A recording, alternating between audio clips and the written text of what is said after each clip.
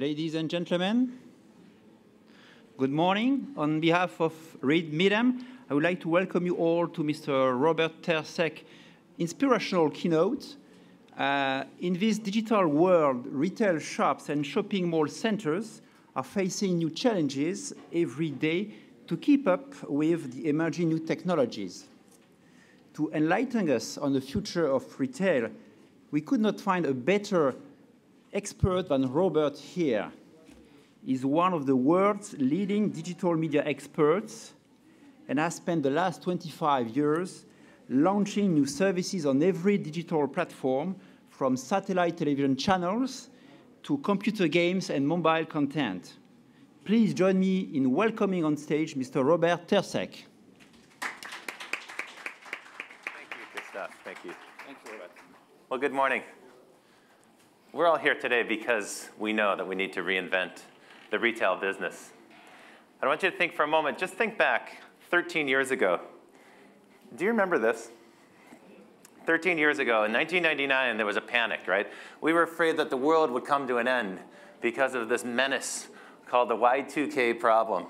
The world was supposed to stop. Computers would stop, airplanes would stop flying, trains wouldn't work, our cell phones would die in our hands. And then what happened? The world went on. The world went on. The next day, everything seemed to be fine, and we forgot about the problem. Instant amnesia set in. So we forgot about that problem. But technology keeps moving. And technology keeps improving. And so there really was a big change that happened. The world didn't come to an end. What happened is the technology continued to advance. The world has changed tremendously just in the last 10 years. In 2001, there were about 250 million people using the internet and about 500 million mobile phones in use. Today, those numbers have increased by a factor of 10. And next year, we're going to break the threshold of 3 billion internet users. That's about half of humanity that will be connected to the internet, exchanging information, ideas, and yes, shopping in your stores. What's happened is that we've changed the audience. So the computers didn't come to an end at Y2K.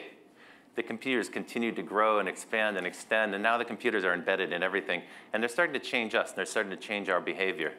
You've seen this happen because there's a whole generation now that's grown up, a generation who's grown up with computers and internet access in their homes. And for those people, www doesn't stand for the World Wide Web. It stands for whatever, whenever, and wherever. This audience has grown up with the expectation that they command media consumption. They control it, and they define it, and they use it on their own terms. And we've seen the impact now in several industries, what happens when this audience starts to interact with them. We've seen, for instance, since 2000, here's your real Y2K problem. Since 2000, the music industry has plummeted from $48 billion of revenue to $11 billion in just a 10-year span. And interestingly, in the advertising business in the United States, we have a chart that looks almost exactly the same. Here's a chart from the 1950s until 1910. And just in the last 10 years, that industry has plummeted from a $60 billion industry to an $11 billion industry. This is the Y2K problem. This is the change that has hit us, and it's hit us in a big way, and it's beginning to affect the retail industry as well. But this audience, this activated audience, takes command of everything that it touches. And now that they are adults, they're starting to reprogram the world on their own terms. And we're seeing this happen across different regions of the world as this activated audience begins to express their political will. The Arab Spring last summer, in the London riots, those BlackBerry riots that broke out, and in the United States last year, the Occupy Wall Street movement that organically arranged itself, it organized itself, beginning in New York City, but within weeks, using social media, Occupy Wall Street expanded to about 900 cities worldwide. This is the activated audience, and they're very clear about how they communicate. The tools that they use to talk to each other, they're telling us. They're spray painting it on the wall. They're using social media to express themselves.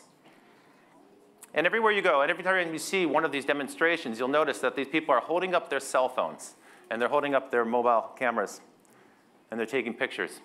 In just 2 weeks, after the demonstrations began in Tahrir Square, when you did a Google search for Egypt, Tahrir Square, 23 million photos had been uploaded by this audience. This is the active audience. Every 60 seconds, more than 200,000 Facebook statuses are updated. There are more than 200,000 photos uploaded. Sorry, 700,000 Facebook statuses changed.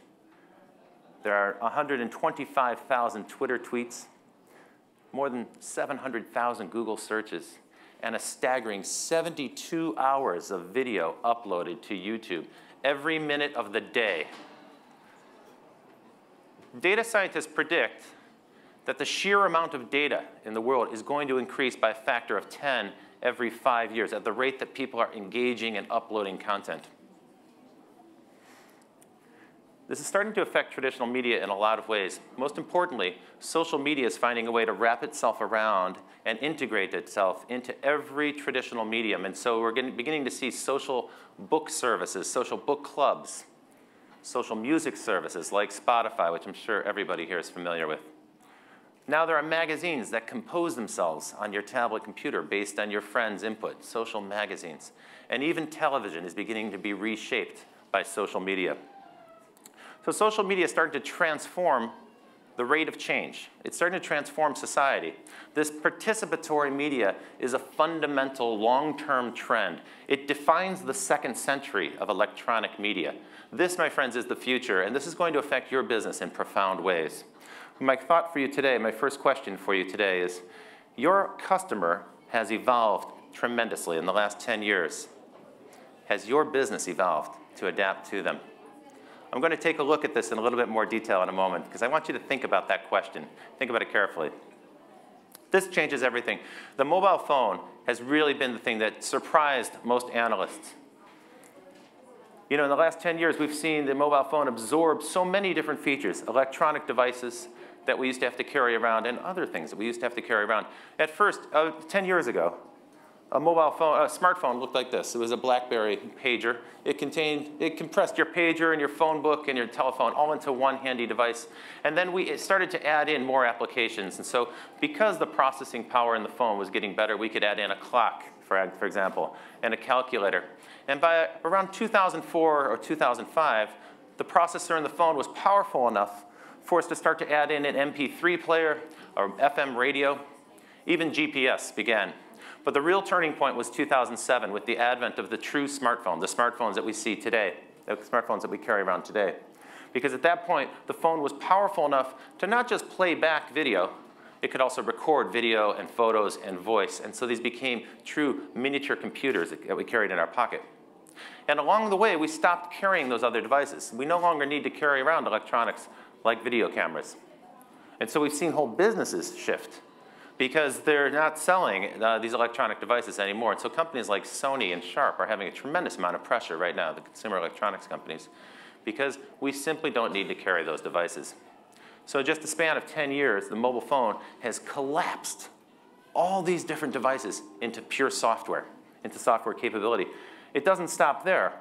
With the introduction of downloadable apps, you can extend the functionality of your phone just by clicking on a button. You can download something to your phone instantly. So for €1, you can add capabilities to your phone. Again, previously, it was something you had to buy.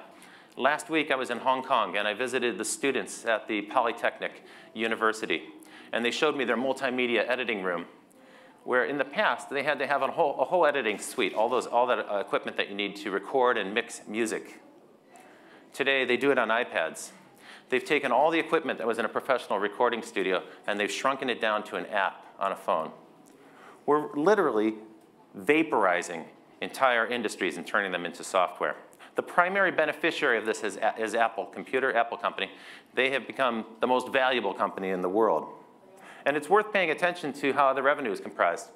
You see, just in the last 5 years, since 2007, since the introduction of the iPhone now accounts for more than half of Apple's revenue. And if you add in the revenue from the iPad, this is the iPhone and the iPad, you can see that mobile devices comprise 2/3 of Apple's revenue. Their computers, all of their computers, laptop and desktop computers, they make less money off of that than they make off of the iPad, and that's a device that's only 3 years old. Mobile devices now comprise more than 2/3 of Apple's business. Apple has prioritized mobile. Have you prioritized mobile? Have you begun to make that your #1 priority? If not, you're really, really missing a gigantic opportunity. It's a significant opportunity because half the customers coming into your stores today are equipped with a mobile phone, with a smartphone, and half of them are shopping on that phone while they're in your store. Last week, again, I was in Hong Kong and Singapore, and there I was told that, in fact, my numbers are low. They said the problem's more acute in those markets because people are early adopters in those two cities, Singapore and Hong Kong. And in fact, they're doing shopping on their phone at a much higher rate. So in advanced countries where people have adopted this technology faster, you're starting to see even greater use of mobile phones inside of the shops. Now, every company that competes with Apple has adopted the same strategy, and so you're starting to see an invasion of tablet computers from just about every company, consumer electronics. They're all trying to catch up with Apple. They understand that the future of computing is mobile, that we're going to be connected all the time. Everybody will be connected to the web at all times. It's easy to see that in the next 10 years, every person on the planet will be connected to the internet, and they will have access to all of the information on the internet. Previously, you had the comfort of knowing that someone in your store didn't have other information when they were shopping. They were a captive customer. That's no longer the case. That customer is empowered. And remember, this is a customer that expects to control media on their own terms. So the digital network now is everywhere, and we carry it with us in our pockets. We have access to it at all times.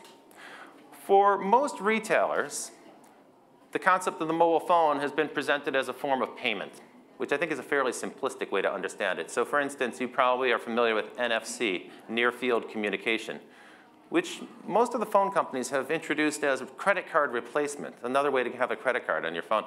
That's not a great idea. That's too simple of a notion. I'm going to talk to you about a more nuanced approach to this. Because you see, when you have a mobile phone, it connects you to this data layer that we can't otherwise see, and we're able to use the phone to see the data that's invisible to us. And we're starting to see people use this in novel and inventive ways, even video games on cell phones that overlay the real world.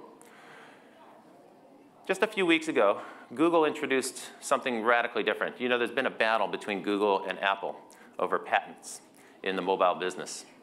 And now Google's decided to leapfrog into the future. And they introduced Project Google Glass. How many people are familiar with Google Glass? How many people have seen the video? All right, so this is a radical new technology. They've taken all the components of a cell phone, of a mobile phone, and they've miniaturized them. And so this is Sergey Brin. He's one of the founders of Google, and he's wearing this pair of glasses, but they're not like a typical pair of glasses. This is a little computer screen. That's a little camera. And over there on the right temple, that's a touchpad so that you can control the device. It also has voice command, and it has all of the components of a smartphone. And so a person wearing these glasses is able to see instant directions, maps, city information, city guide information, and they can take photos and videos and share them back with their friends. At this stage, Google Glass is still just a prototype. It's not a product that's available to consumers. But Google has started to release these devices to developers who are going to build applications on top of them, and we'll start to see a productized version of Google Glass probably as early as next year. What this means is that people will be wearing the information. They're going to be wearing this digital world as they walk into your stores. They'll have access to all information.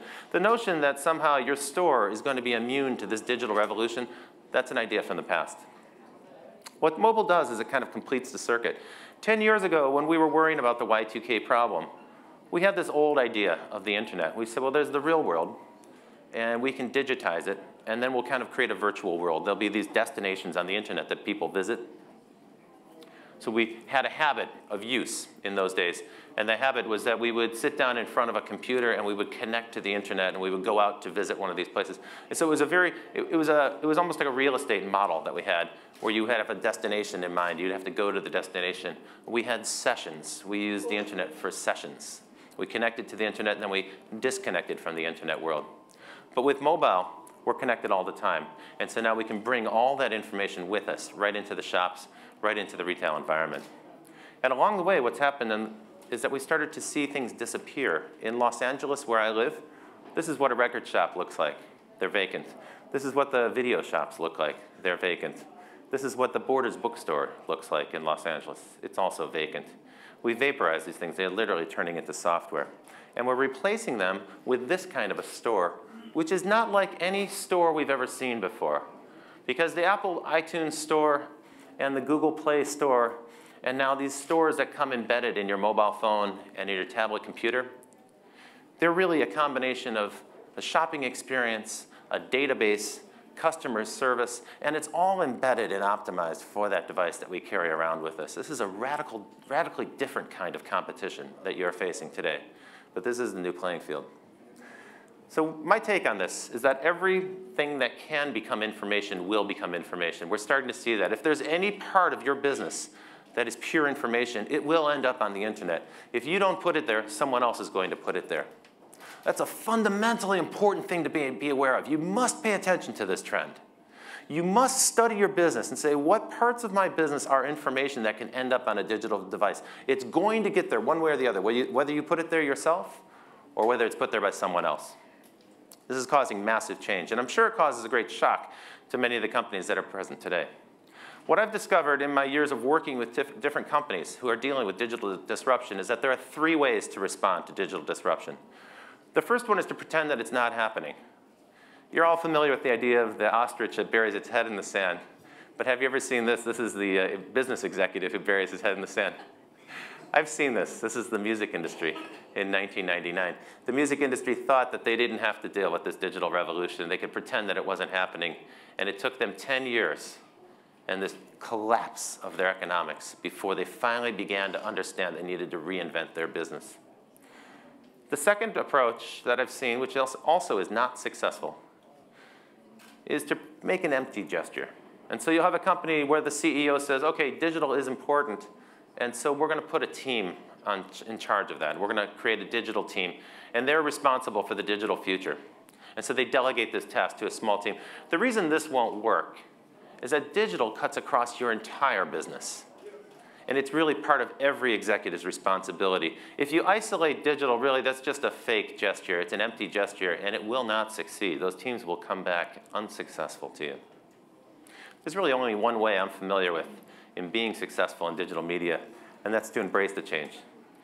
To deal really honestly with the fact that the change is occurring right now, and you must confront it, and it affects every part of your business. And so dive in. Dive in 100%, embrace digital change. About 150 years ago, we have an interesting model of what happens when you're confronted with this dramatic change. This is the city of Chicago, where I spent some time.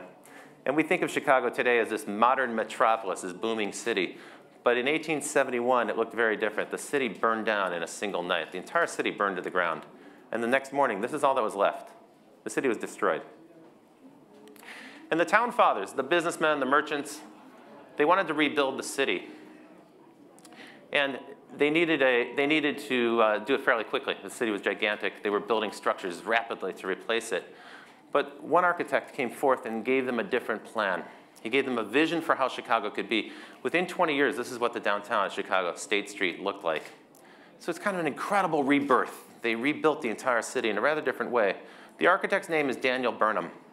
You might know him as the architect who designed the Flatiron Building in New York City or Union Station in Washington, D.C. But the truth is that he wasn't the best architect in Chicago. He really wasn't. What he was the best planner in Chicago. And he understood the importance of technology. And so when they rebuilt Chicago, he said, let's not build it the old way. We're not going to use wooden structures. We're not going to use masonry. Instead, let's use steel. Because we have this new material, steel. And he developed a way to build a concrete foundation that floated on the soft soil of Chicago. It's a marshy city. It's a water-based city. And so they were able to build much taller structures. But because they used steel instead of masonry, the buildings had gigantic windows. And this was great for the city merchants. And so the big merchants, Joseph Wanamaker and Marshall Field, hired his firm. They hired Daniel Burnham's firm to build their new stores because they could have these giant display windows that showed people on the street all the wares inside of the shop. And they let a lot of light into the shop that made it a very inviting place for people to visit. So these merchants loved Daniel Burnham because he revitalized their business. He brought new technology, combined it with artistry to create entirely new kinds of buildings for them. And they asked him then to design the 1893 Columbian Exposition, which was a big World's Fair in Chicago that kind of showcased the rebirth, the renaissance of that city. And his comment was that he said, never make small plans. He said, make no little plans, They have no magic to stir men's blood. So he galvanized the whole city and all of the architects in that town to think on a grand scale. And eventually, the town fathers in Chicago asked Daniel Burnham to write a city plan, a plan for the city of Chicago. And this was audacious in its scope. And he planned something that affected all the outlying regions. It rebuilt the transportation. He moved the train station. He redesigned the entire city for the future. He had a vision for the future. And that vision combined technology, artistry, the needs of commerce, particularly the merchants who hired him, and the needs of the community. And to me, this is a great template if you're going to rebuild your business. And it's something that the retailers in this audience and the real estate developers in this audience might pay attention to. You see, Daniel Burnham's plan was so successful that today you can still see his plan. When you go visit Chicago, the waterfront is open. That was the central part of his plan. He said the waterfront belongs to the people. We're never going to build there.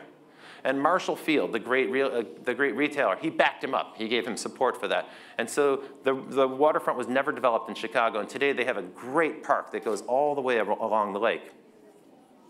Today, Chicago has become a kind of architectural showcase. And we see that architects from all over the world, beginning with Frank Lloyd Wright and Ludwig Mies van der Rohe and his students at the Institute of Technology in Chicago, Frank Gehry, Rem Koolhaas, and Zaha Hadid. They all have showcase projects in Chicago. So Daniel Burnham's great blueprint that combined technology and artistry in support of the community and in support of commerce, that attracted many other architects. And so Chicago's remained a powerhouse of architecture because of the vision of one man. He combined those four things together. And I believe that these are the four things that you need to focus on if you're going to reinvent your business for the 21st century. You see, today when we think about e-commerce and the threat that e-commerce presents to physical retail, we tend to reduce the variables to just three things: price, product, and data. If you attempt to compete with e-commerce on those three variables, you're going to lose. You're going to lose. Because you can't beat an internet retailer in terms of data or their ability to provide low-cost alternatives. That's not the right approach. Instead, what I recommend you do is think about all the many other things that a physical retail shop has at their advantage. They provide local jobs. They hire sales staff. Those sales staff are there to give you demonstrations and explanation. You can build trust with the store. You have a trusted relationship because you can talk to a real human being. They have customer support. There's other signs and tangibility as well that you have in a retail shop that are tremendous advantages for you. But when you define your competition with e-commerce as merely data, product, and price, you're giving up all of those advantages. The future of commerce is not multi-channel. It's omni-channel. And the distinction is a really important one. I know that everybody here has today a multi-channel approach. So you have an internet group, and you have a mobile group, and you have another group that's focused on customer communications. But the omni-channel principle is to integrate all of that. And that requires a completely different approach. It requires the ability to work across disciplines. And you need to make sure that your folks who are working on the retail shops are in dialogue, constant dialogue, to coordinate their efforts with the people who are using new media platforms. I'd recommend considering making mobile the centerpiece, because the mobile phone is something that all of your customers are carrying around with them. And the mobile phone provides a link between this virtual world and the retail shop. And so you can create a loyalty program, payment plan, you can track a user's identity, you can even build games and media into that mobile experience.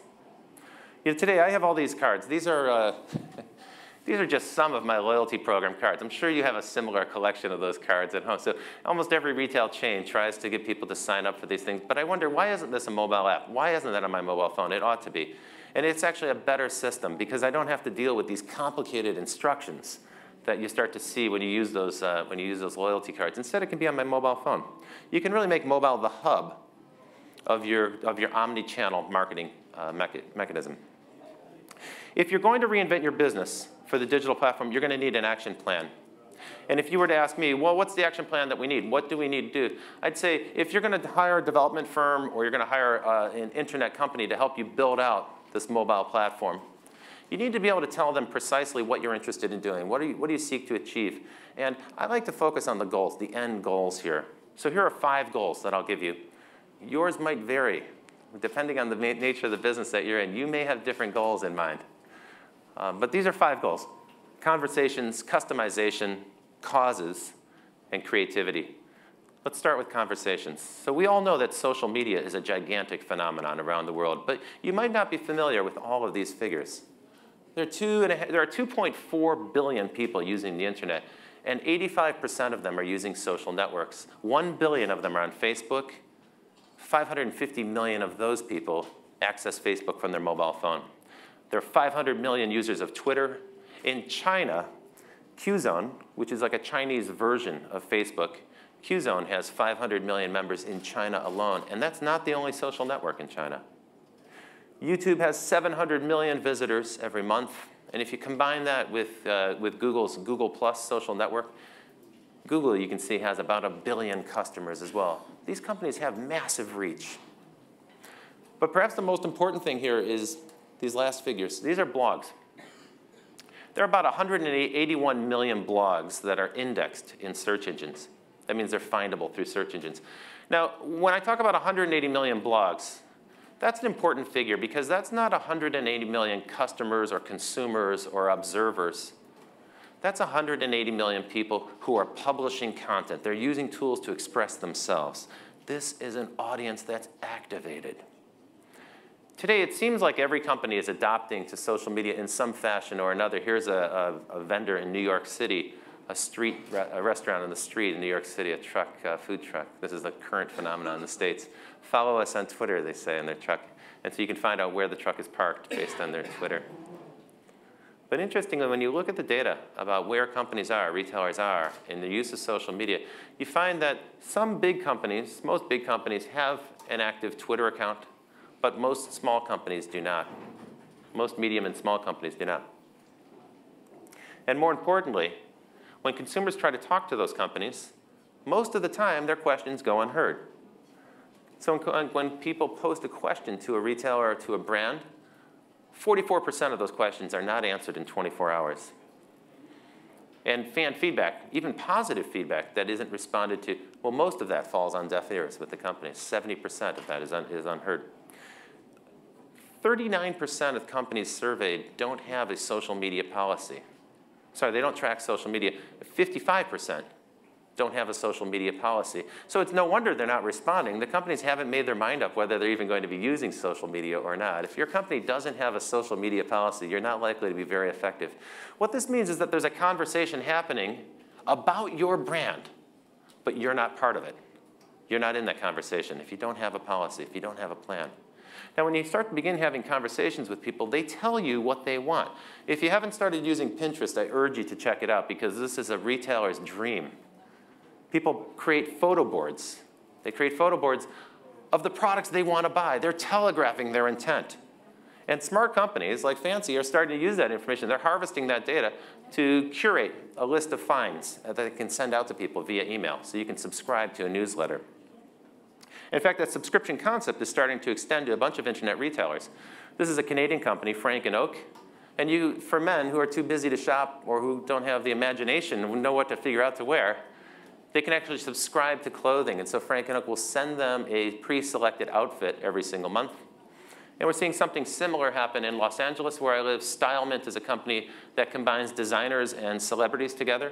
And they have a curated list of clothes, and you can sign up for that service. And then every month, they will send you one selection from that curated list. And so this is a way for people to connect to the brands that they like. They don't need the trouble to go into a shop. They can simply get the things sent to them. That's a strategy that you could certainly emulate. Now, other companies are actually enabling customers to create their own shops. This is Memberly, and they offer a turnkey platform for people who want to create their own store for subscription services. And so they're empowering the actual audience to go out and create the store and program the clothing collection in the store. The second part of the action plan is customization. Customization, I like to think of this as the ability to modify what's happening, what your offer is, and tailor that to an individual user. One store that's doing this well in the United States is Anthropologie. I happen to be friends with the person who's in charge of the retail shops at Anthropologie. And I noticed that they have these great displays in the windows and inside of the store. And I asked him about that. And he said, oh, that's because we have an in-house artist at every shop. There's an artist on staff. And their job is to create new things every single day. And so there are fans, millions of fans of Anthropologie, who collect photographs of all the great displays, and they share them with each other. So this is a way for the audience to kind of engage with this customized presentation in the window. Just a few weeks ago, I was in Rome, and I visited the shops on the Via del Corso. And this is the Levi's shop there. And they have a tailor right in the store. This is a photo I took through the window. So there's a tailor right in the store who will tailor the jeans to you. That's an offer you simply can't get on the internet, bespoke clothing. So that's another way for a retail shop to compete with the web. Many shoe companies are starting to offer the ability for people to customize and design their own shoe. Here's Puma's Creative Factory, and you're probably familiar with this one, Nike's ID Studio. What you might not know is that the ID Studio shoes, where people can come into the shop and design their own custom shoes, those shoes cost $800, 800 US dollars. There's fat margins there. So customization is a powerful way to get people engaged with your brand, create something that they feel like they had the control over, and they're willing to pay for the privilege. If you're in the real estate development business, you should pay attention to the maker trend. This is a gigantic global trend. There are maker organizations all over the world. Every big city in the world has a maker club. These are people who are using tools to make things of their own. So this is another aspect of customization. And I'd urge you to consider building in a makerspace inside of your new shopping mall or shopping center developments, because you'll find that you'll attract a different type of customer, people who want to modify and customize things. And we're even starting to see companies emerge now that will help you enable your customers to design their own daily deal so that you don't have to deal with Groupon. You can let your best customers design their own deal, and they will market your shop to their friends. The next concept in the action plan is connection. You probably heard about Shopkick. Shopkick runs a kind of points program on a mobile phone, and so it rewards people for checking in. And so when you check into the shop, you collect some points, and those points can be redeemed for treats. Now, they've conducted a number of experiments in different cities, in 5 different cities in North America. And what they've discovered is that by modifying the offer, they can drive a 50 to 100% increase in footfall traffic by communicating with the consumer. That's a powerful way to drive people into your shops.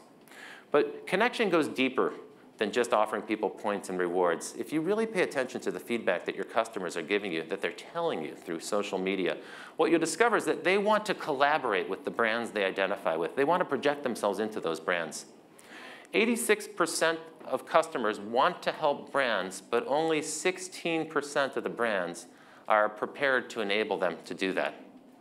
And when you ask customers what they want to do, most of them want to join a market research community. They want to participate in a market research community. So here are the facts, here are the stats. In social media, what consumers want brands to do is allow them, invite them to help improve products, 56%. More than half of them want the companies to tell them what they're going to do with the feedback that the audience gives them. 48% want to have a conversation with a real person. 46% want the brand to invite them to co-create products, so design new products from scratch. And 43% want to help you improve your advertising campaigns. But remember, only 16% of the companies surveyed actually have a mechanism in place to allow people to engage with them in this way. This is a giant lost opportunity. It's a missed opportunity. Your customers are out there, and they want to help you. One company that's doing a very good job of this is Burberry. You probably heard about their digital initiative, where they're trying to make the entire company digital. And for a fashion brand, they're doing a remarkably good job. They've kind of elevated the game for all the major fashion brands. One thing they have is a website that's called The Art of the Trench. This also works on mobile phones. And it's a social network for fans of Burberry, where they can show photographs of themselves using and wearing Burberry products. Zara hasn't missed a beat, so Zara has something similar, Zara People. If you go to the Zara website, then they allow you to upload a photograph wearing 2 garments, 2 or more, any combination of 2 or more Zara garments, and then you're part of their showcase. These are fans of the brand. They want to be in the advertisement. They want to participate meaningfully in the adverts. In Madrid, there's a social camera. It's a kind of mirror that's a video camera, and it's in public. And you can edit the camera photograph, and then you can upload that to Facebook. You can log in using Facebook. And this way, you get your friends to comment back on it, and so you can get the social approval of your friends. But of course, what's really happening is people in the shop are marketing the store. They're telling their friends on social networks right from inside the shop, this is what I'm intending to purchase. That's another powerful endorsement of a brand. In China, this is a Vansel Star, and this is a shop that allows people to create their own stores. So here you have people who are curating their own collections from Vansel, and they're designing their own store, and then they run it on top of the store's e-commerce platform. And so all the photographs, the model in the photograph would be the person, the individual person who's running that store, and all the products that they're selling are available at Vansel. So you can purchase through the store, but it's allowing the audience to create a curated collection. Now, we have these great displays in our shops. We build these incredible, magnificent displays, but very few of us have started to make them interactive. Here's one example of an interactive graphic in a shop that varied depending on how many people were there, and you could use your mobile phone to interact with it. I think you'll start to see more of these interactive displays as more NFC-enabled phones come onto the market. You probably have heard about this Tesco affiliate in Korea that used a subway station and created a virtual version of the store. And so you can use your mobile phone to photograph the display, and it's the exact same effect that you'd have of purchasing in the shop. You can make the purchase right from the mobile phone inside the subway station. So these are different ways to expand connection outside of your store. You can think outside of the box. Causes is the next part of the action plan that I would urge you to consider. You see, in mobile, and in social media, people really care deeply about causes. This is one of the things that people are attached to because it's very personal to them. When I worked for Oprah Winfrey, one of the things we noticed was after the earthquake in Haiti, we put up a call to action for people to use their cell phone to text in, and we raised millions of dollars of support for that initiative in just a short period of time, in just a couple of days. And we realized that, wow, mobile phones can be a very powerful way to connect people to causes, and they care deeply about this. And the second thing that occurs is when you use your mobile phone to engage in a cause, you also tend to tweet it. You tend to share that with your friends. And so there's a connection then between using the mobile to take action and using the social networks to communicate that action to other people. That's a really profoundly important part of how to use social media effectively. You know your brand is a promise, right? That's what a brand really is. It's a guarantee in advance of a purchase of a certain level of quality. And people want to know, your customers want to know if you're going to keep your promise. Companies like Kohl's, a retailer in the United States, have started to enable their audience to determine how to use their charitable giving. And so they have a competition here where you as a participant don't win a prize. Your prize is that you get to direct their charitable giving. Many other brands have started to adopt a similar approach. So they're using social media as a way to engage audiences in their social causes. The question your audience wants to know is, what do you stand for? What do you stand for? Do you stand for anything? They really want to know that because they identify with your brand so much, they want to make sure that your brand is in alignment with their own values. The best example of this is probably Tom's Shoes, where every time you purchase a pair of shoes, that company will give a second pair of shoes to a needy child somewhere in the world. This is an organization, Brand Aid, that's sponsored by the foundation that I'm a part of, the Creative Visions Foundation.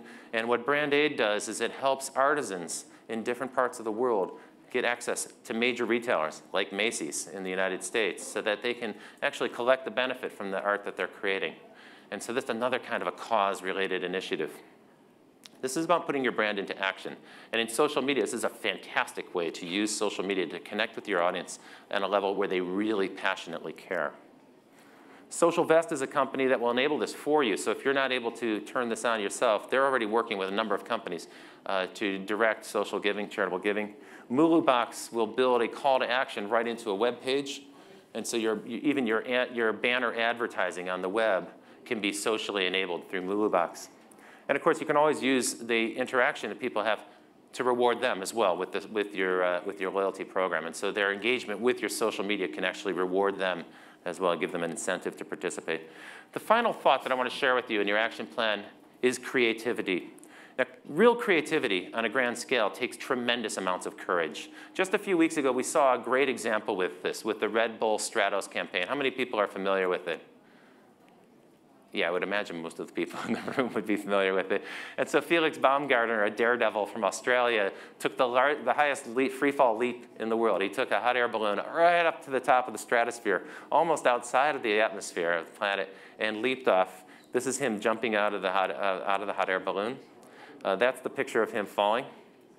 And this was one of the most incredibly effective social media campaigns ever in history. In 24 hours, they generated more than 1 million interactions. Sorry, more than 1 million people had interacted. They generated 2 million interactions, and they had an effective reach of 90 million people who saw that. 8 million people watched the video live, and they signed up 2 million new subscribers to the Red Bull channel. But probably the most important part of this is that this Red Bull Stratos event was covered by every major news outlet in the world because it was such a daredevil, breakthrough, record-breaking event. It was such audacious scale. And because the name of the company was built into the event, they got automatic coverage. And so for a $50 million investment and 5 years of hard work, what Red Bull was able to do was not just set a world record, but get their name on the tongues of every single person on the planet. I mean, they really achieved an incredible breakthrough there. So creativity takes a great deal of courage, but you need to step out and attempt it. I urge you to do this. This is here's an example very close to home here in Paris, on the Rue Saint-Honoré. This is a retailer, a lingerie retailer, and you'll notice that this display has attracted a crowd on the street. They're watching this display at nighttime because, you see, that's not a real person. That's a hologram in the window. This is yet another way to use digital media to engage people with a sense of wonder and imagination. And you'll see that the display model, the hologram in the window, can do things that no real model could ever do. So there's a magical quality here. So she appears and disappears, and she can make these sort of magic dust appear in the sky, in the air around her. Another idea, another sense of grand-scale, audacious creativity is 3D projection. And you've probably seen examples of this because it's very popular now in European cities at events to begin to project. This is an example, a photograph I took in Sydney, Australia 2 years ago at their Vivid Sydney event. And here's an example from Amsterdam. This is actually a tank. This is like a gas tank, so it's a solid wall, but they project on it visuals. So you can actually turn your entire retail store into a great visual display of imagination. So those are the 5 steps that I would urge you to consider. Those are 5 ways you could build in an action plan and work with digital media companies and agencies to build out that plan to engage your audience and capture them. But again, put that mobile phone at the very heart of it. Give people ways to connect, ways to track, ways to participate, ways to share the media with their friends on their social networks, ways to talk about the causes that they care about and identify with. So the mobile phone can move to the center of your operation. And I believe that the mobile phone is going to emerge as the key, the link between technology, artistry, commerce, and community. And that is how we reinvent retail. I would love to continue the conversation with you, but I'm out of time. Anyone who'd like to speak to me now, I will stay around and speak to you as long as you wish. And if you're interested in continuing this discussion and getting into real hands-on workshop where you could actually learn how to do this yourselves or send your team, let me know. Raise your hands and tell me if there's anyone in the room who would like to participate in such a workshop. Great. Then I definitely want to talk to you after this. Please come speak to me. Thank you very kindly. It's been a pleasure speaking with you this morning. Enjoy the show.